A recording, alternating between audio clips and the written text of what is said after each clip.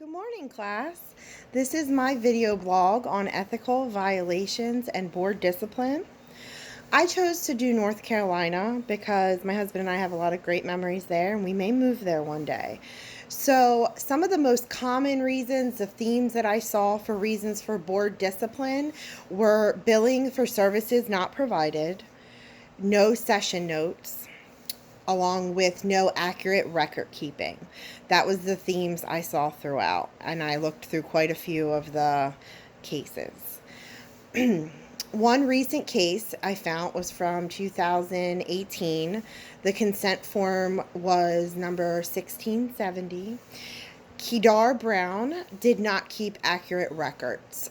So from October of 2015 through April of 2016, that counselor saw a client and did not keep accurate records. There was no intake done, no consent form, no disclosure agreement. Treatment plan was not done, case notes was not done, nor was financial statements completed. The counselor also created a retreat that he or she was trying to promote to the client, and then when the client didn't attend, the client was treated differently. The ACA codes that were violated in this consent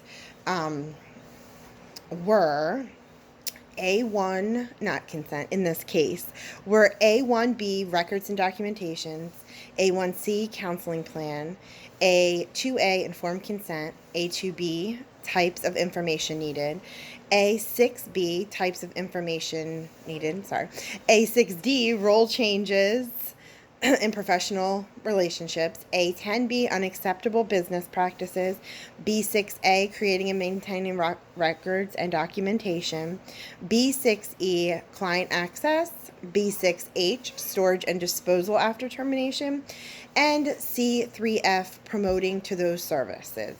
So that's from the ACA Code of Ethics. The state codes that were violated from North Carolina were A7, A9, and A13, directly relating to the ACA Code of Records that were violated. The board decided to discipline this counselor with a reprimand. The counselor was also placed on probation for 1 year, and in that year, the counselor had to have supervision 1 hour face-to-face every week, and the contract submitted had to be sent to the board from the supervisor of those visits. And the consent form, so what I was reading through, that number 16 here, 1670, the consent form, has to be sent back to the board. So the ACA Code of Ethics and the state code says about impairment, that impairment is the ACA Code of Ethics in section 62G. It explains that counselors should always be aware of his or her physical, mental, and emotional wellness. It is his or her emotional, physical, and mental wellness is impaired. They should seek assistance when the impairment conflicts with their ability to counsel or their ability to perform their professional responsibilities. North Carolina is in agreement with the impairment statement here from the ACA Code of Ethics. So the question that I have that this situation brought to mind is, what actions of a counselor would result in them having their licensure taken away? Would this be something such as breaking confidentiality? For example, telling a coworker what a client has disclosed to you?